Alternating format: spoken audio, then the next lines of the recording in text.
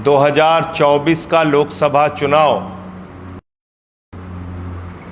तमाम तरह की विषम परिस्थितियों में हुआ।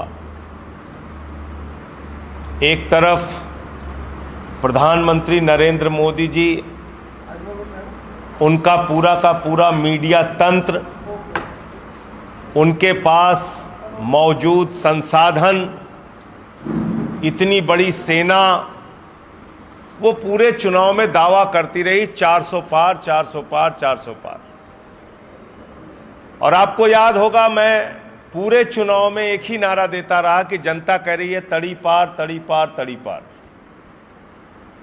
और जो 400 पार का नारा दे रहे थे, 160 सीटें उनकी कमाई, 240 सीटें आई।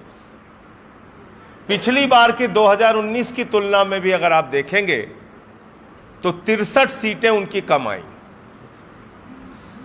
ये जनादेश इस देश की जनता ने बेरोजगारी के खिलाफ दिया है। ये जनादेश महंगाई के खिलाफ दिया है। ये जनादेश अग्निवीर के खिलाफ दिया है।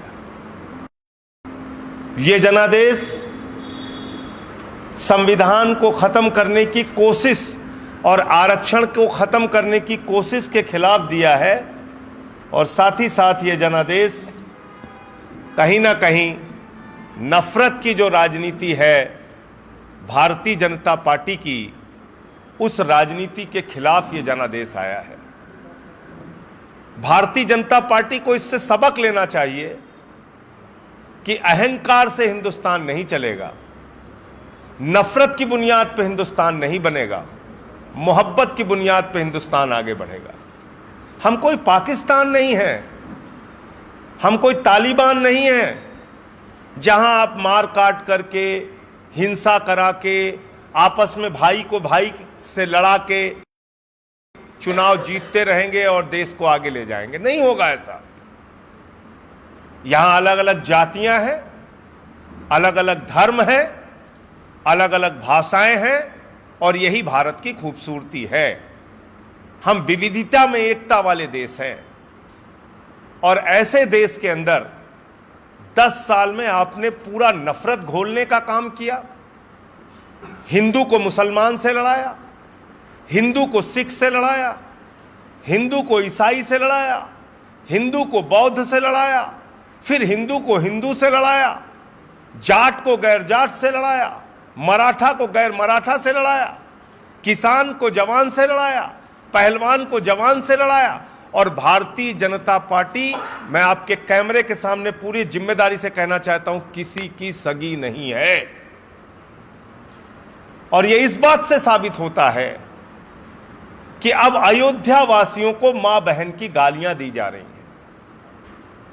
प्रभु श्री राम के नगरी की प्रजा को मोदी जी की जो आर्मी है, मोदी जी की जो ट्रोल की सेना है, भारतीय जनता पार्टी के जो लोग हैं, वो मां बहन की गालियां दे रहे हैं अयोध्या वासियों को। और इसमें पूरी की पूरी भाजपा शामिल हो गई है।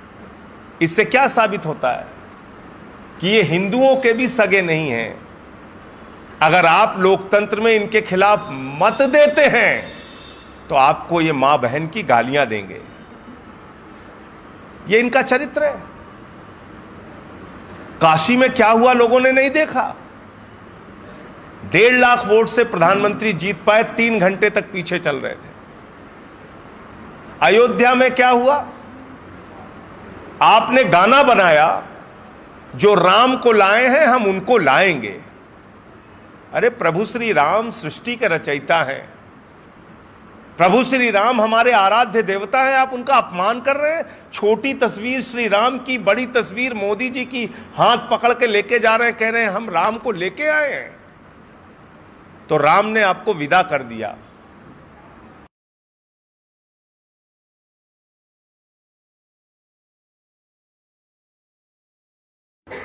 और सिर्फ अयोध्या से नहीं, सीतापुर से भी, चित्रकूट से भी, कुशभवनपुर जिसका नाम आप रखने जा रहे हैं, सुल्तानपुर से भी प्रयागराज से भी, प्रतापगढ़ से भी, कौशाम्बी से भी, हर जगह से आपको प्रभु श्री राम ने विदा कर दिया।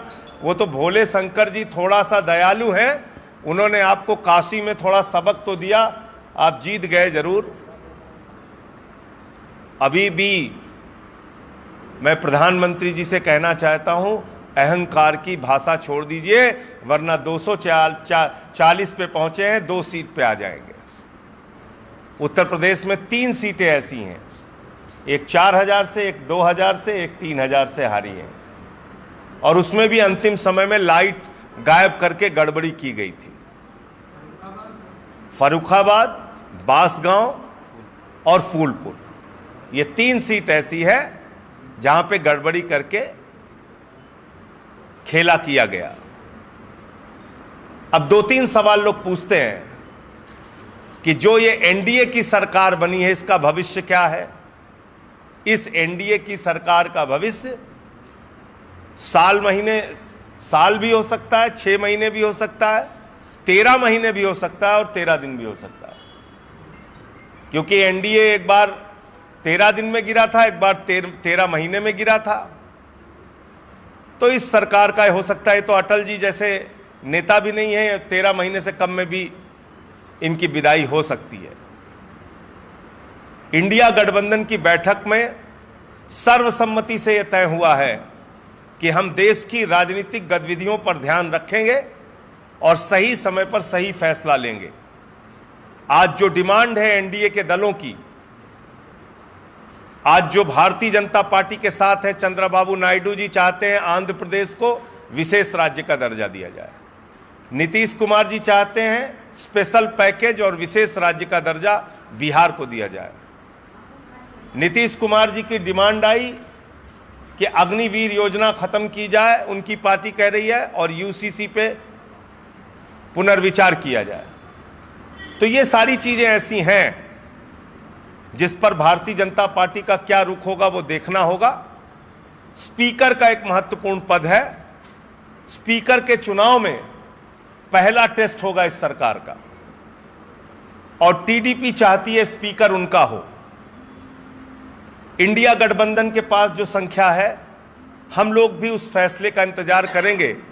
भारतीय जनता पार्टी टीडीपी का स्पीकर बना रही है या नहीं बना रही है, लेकिन हमारा ऐसा मानना है कि बीजेपी का स्पीकर होना संसदीय परंपराओं के लिए घातक है। 150 से ज्यादा सांसद भारत के संसदीय इतिहास में कभी नहीं सस्पेंड किए गए थे, बीजेपी ने सस्पेंड किया 150 से ज्यादा सांसद। इसलिए अगर बीजेपी का स्पीकर होगा तो संविधान को तार तार करके मनमानी ढंग से बिल पास किए जाएंगे। अगर बीजेपी का स्पीकर होगा तो टीडीपी जैसी पार्टियां, जेडीयू जैसी पार्टियां और भी छोटी छोटी जो पार्टियां हैं उनको तोड़ा जाएगा, मरोड़ा जाएगा, अपने साथ शामिल किया जाएगा, जो बीजेपी का इतिहास है। अगर बीजेपी का स्पीकर होगा तो सांसदों के आवाज उठाने पर उनको मार्शल से फिकवाकर बाहर किया जाएगा। इसलिए अगर टीडीपी के स्पीकर को बीजेपी सपोर्ट नहीं करती है तो इंडिया गठबंधन के दलों को विचार करना चाहिए कि उस समय हम क्या फैसला लेंगे। लेकिन मुझे लगता है व्यक्तिगत रूप से, और हमारी पार्टी को लगता है कि स्पीकर जो है वो बीजेपी का नहीं होना चाहिए। एक बात ये आपसे महत्वपूर्ण करनी थी। दूसरा,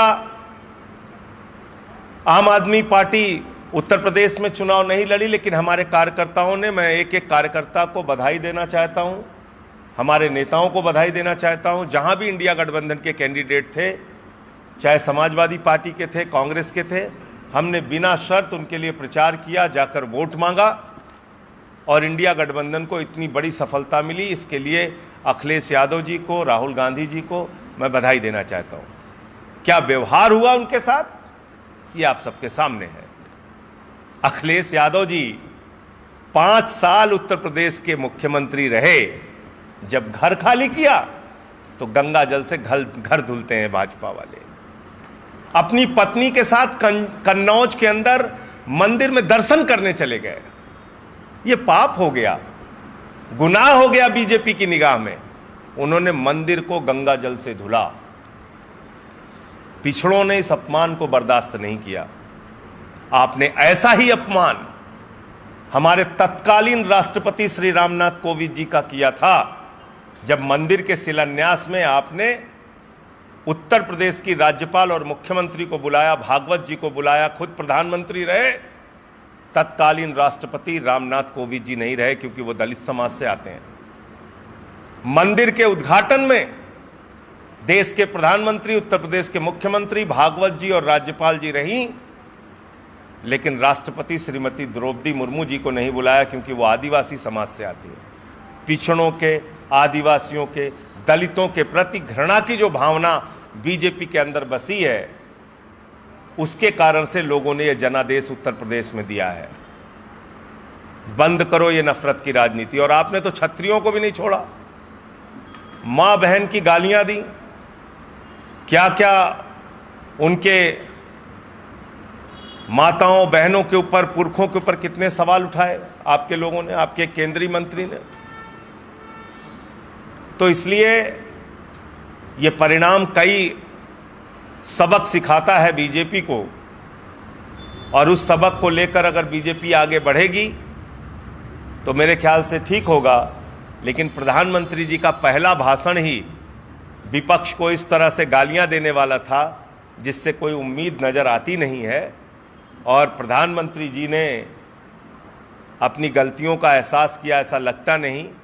पूरा चुनाव मुसलमान, मटन, मछली, मुर्गा, मदरसा, मुगल, मुजरा, इन सारे सवालों पे वो लड़ते रहे और देश की जनता ने उनको नकार दिया है। जरा सी भी नैतिकता प्रधानमंत्री में हो तो उनको इस्तीफा देना चाहिए। वो देश का जनादेश खो चुके हैं। आम आदमी पार्टी उत्तर प्रदेश में अपने संगठन को और मजबूती देने के लिए 13 तारीख को नोएडा में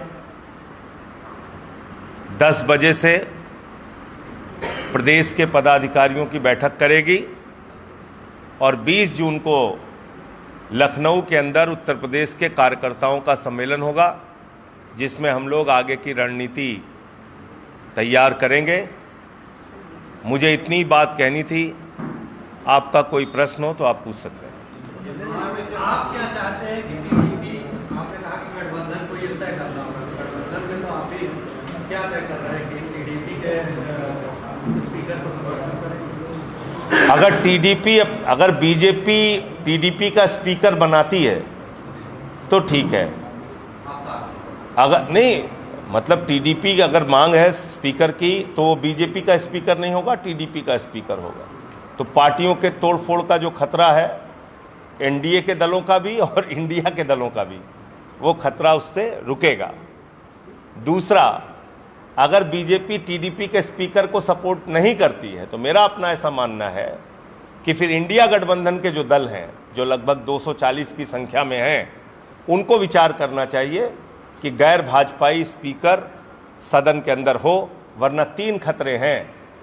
सांसदों को निलंबित करके बाहर किया जाएगा, पार्टियों को तोड़ा जाएगा और संविधान की धज्जियां उड़ाई जाएंगी। इन 3 खतरों से बचने के लिए इंडिया गठबंधन के दलों को गैर भाजपा स्पीकर बनाने का प्रयास करना चाहिए। ये मेरा अपना मत है, बाकी तो इंडिया गठबंधन के दल मिल बैठ के तय करेंगे। आपकी भी पार्टी 5 राज्यों में चुनाव लड़ी थी, इसमें अपेक्षाकृत परिणाम आप लोगों को नहीं मिले, खासतौर से दिल्ली और पंजाब में आपको कई सीटों पे आप। कुरुक्षेत्र में हमारे कैंडिडेट को बहुत अच्छा वोट मिला, दिल्ली में भी वोट मिला, लेकिन हम चुनाव नहीं जीत पाए। और चुनाव हम नहीं जीत पाए तो हम जनता को गालियां नहीं देते, हम उसकी समीक्षा करते हैं। हम हाथ जोड़ के जनता के बीच में फिर जाएंगे, जहां गलती हमसे हुई होगी हम उसको ठीक करेंगे। जो जनादेश जनता ने दिया है उसको हम स्वीकार करके आगे बढ़ रहे हैं। पंजाब में हमारी 3 सीटें आईं, 2-3 सीटें हम क्लोज फाइट में हार गए।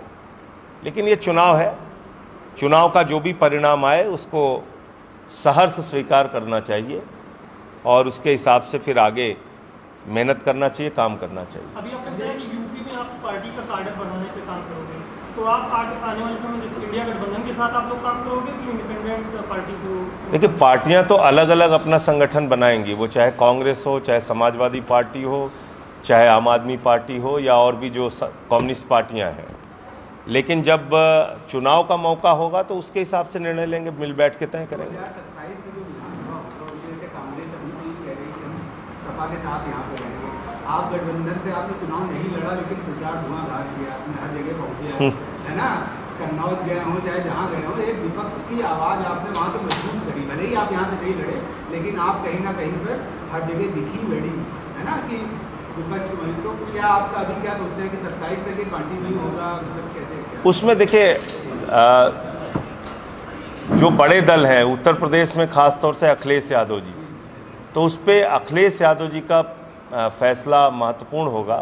उस पर मेरा अभी से कोई बयान देना वो ठीक नहीं है। इसी तरह कंटिन्यू रहेगा यहाँ पर दिल्ली में और भी जहाँ चुनाव होने वाले हैं आने वाले एक डेढ़ साल? जहाँ जहाँ संभव होगा जरूर रहेगा। जैसे महाराष्ट्र का चुनाव आने वाला है, झारखंड का चुनाव आने वाला है, और मैं समझता हूँ कि महाराष्ट्र में जो जनादेश वहाँ की जनता ने दिया है वो छत्रपति शिवाजी महाराज का एक संदेश है, गद्दारों को माफ़ी नहीं। तो इसका पूरा पालन महाराष्ट्र की जनता ने किया, और जो भी जिन्होंने भी अलग अलग दलों से गद्दारी की अपने अपने दलों से, वो बीजेपी वालों ने, मोदी जी ने उद्धव ठाकरे की तीर कमान चुरा ली, शरद पवार की घड़ी चुरा ली, तो उनको घड़ी चोरों को जवाब दिया है लोगों ने।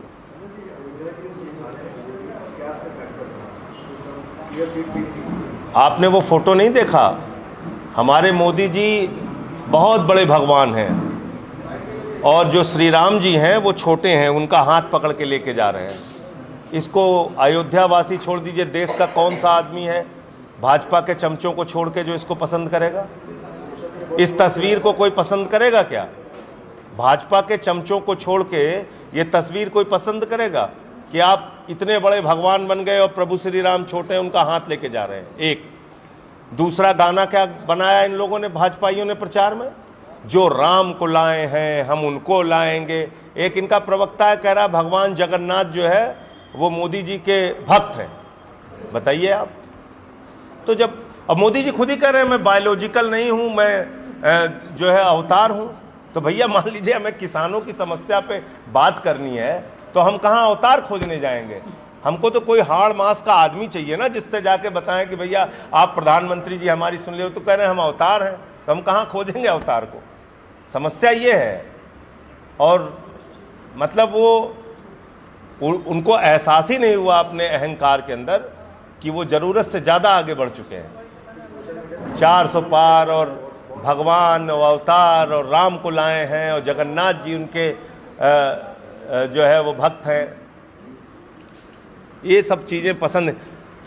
बोला तो मैंने आपको, रामपुर हारे, सीतापुर हारे, अयोध्या हारे, चित्रकूट हारे, प्रयागराज हारे, पुष्पवनपुर हारे, प्रतापगढ़ हारे, कौशाम्बी हारे, श्रावस्ती, कौन सी जगह बची है बता दीजिए आप? बड़ी मुश्किल से काशी नगरी से निकल पाए। नीट एग्जाम को लेकर के देश में बवाल मचा हुआ है, अभ्यर्थी कह रहे हैं कि परीक्षा रद्द हुई, इस पर पार्टी क्या कह रहा है?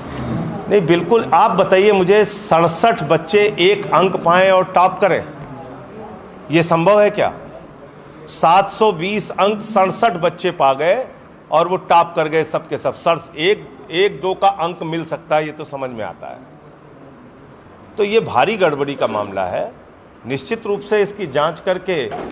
लेकिन देखिए, ये कहना बहुत आसान होता है कि हाँ रद्द होना चाहिए, लेकिन उस रद्द होने से कितने लाख बच्चों का भविष्य बर्बाद होता है, ये भी एक बड़ा सवाल है।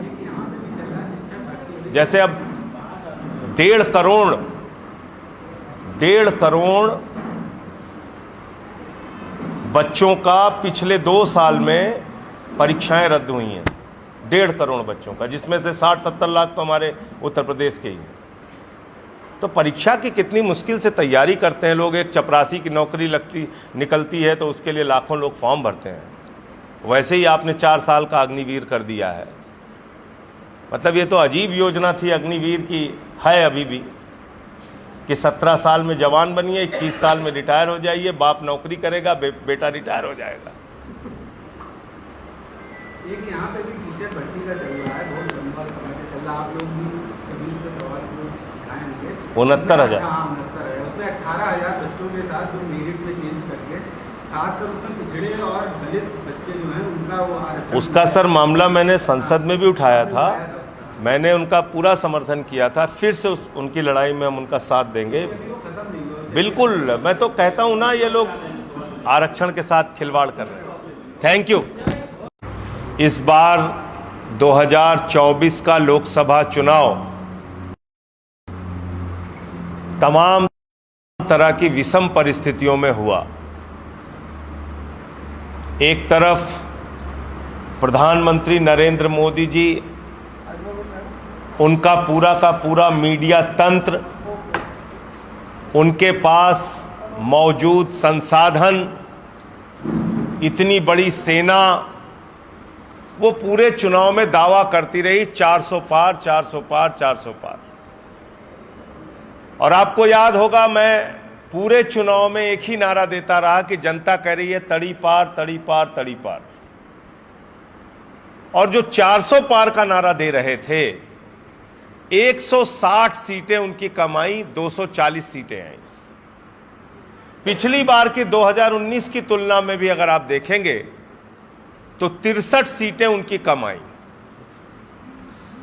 ये जनादेश इस देश की जनता ने बेरोजगारी के खिलाफ दिया है। ये जनादेश महंगाई के खिलाफ दिया है। ये जनादेश अग्निवीर के खिलाफ दिया है। ये जनादेश संविधान को खत्म करने की कोशिश और आरक्षण को खत्म करने की कोशिश के खिलाफ दिया है। और साथ ही साथ ये जनादेश